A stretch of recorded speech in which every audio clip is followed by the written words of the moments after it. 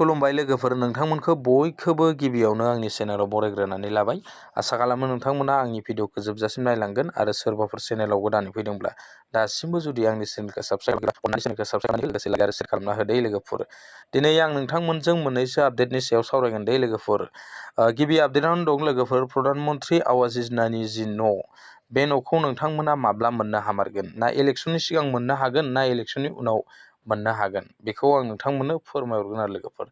दा बेवहाय भारत सरकारा बे प्रधान मन्त्रि आवास योजनानि जि न'नि सायाव जेबो गोदान आपडेट लानानै फैयाखै दे लोगोफोर। बेखौ आं नोंथांमोननो फोरमायनानै होखाबाय आरो लोगोफोर।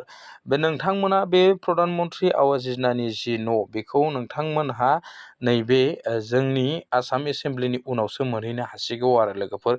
बेनि सायाव आरो गोदान जेबो आपडेट दा ओंखारथ'नानै फैयाखै दे लोगोफोर। आरो जाय बिथांमोना बे प्रधान मन्त्रि आवास योजनानि न'आव सिगां एप्लाइ खालामखानानै दोनदोंमोन दे लोगोफोर, बिथांमोननिफ्रायबो बा बिथांमोननियाबो जेबो सेलेक्ट लिस्ट ओंखारथ'नानै फैयाखै लोगोफोर।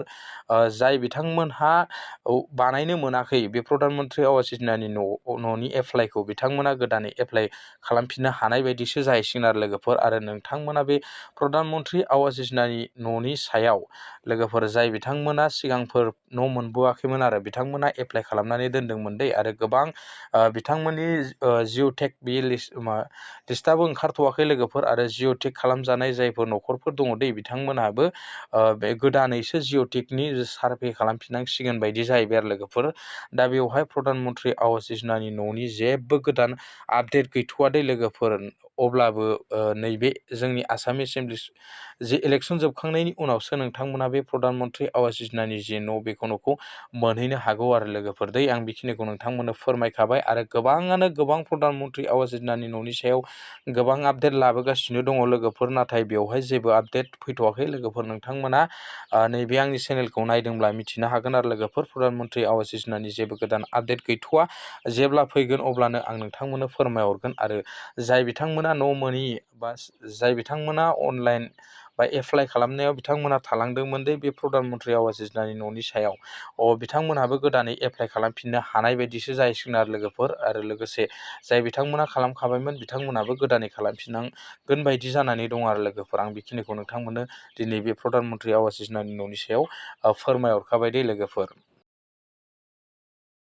दानिया नैथि आपडेटनि सायाव सावरायनोसैलाय लोगोफोर। नैथि आपडेटआनो जादों पिएम किसाननि 22 इनस्टलमेन्टनि फैसाखौ नोंथांमोना माब्ला मोननो हागोन? आरो गोबाङानो आसा खालामनानै दं बे 22 इनस्टलमेन्टनि जि फैसा, बे फैसाखौ नोंथांमोना माब्ला मोनगोन होननानै गोबां आसा खालामनानै दं आरो लोगोफोर। दा बेखौ आं नोंथांमोननो एसे फोरमायहरनोसै लोगोफोर। बे 22 इनस्टलमेन्टनि जि फैसा, बे फैसाखौ नोंथांमोना माब्ला मोननो हामारगोन?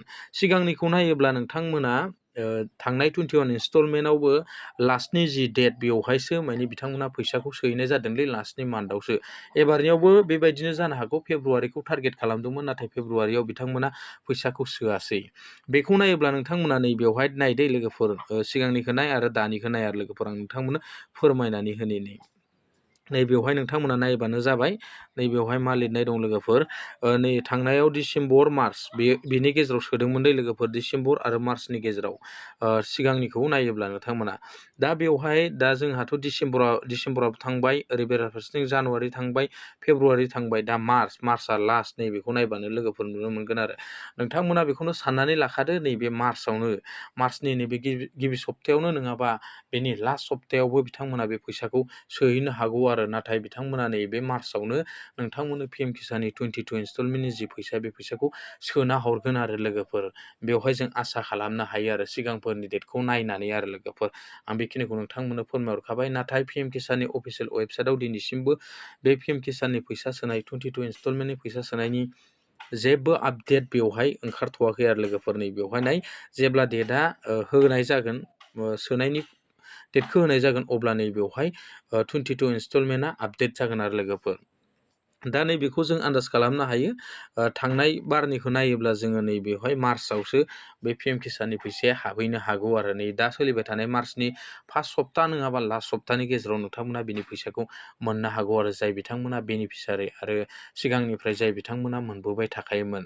बेनि गेजेरावनो जुदि नोंथांमोना माखासे खामानि दङब्ला, बा पिएम किसाननि फैसाखौ मोननायनि सिगां जुदि डिपिटि लिंक गैयाब्ला नोंथांमोना डिपिटिखौ लिंक खालामनानै लादो।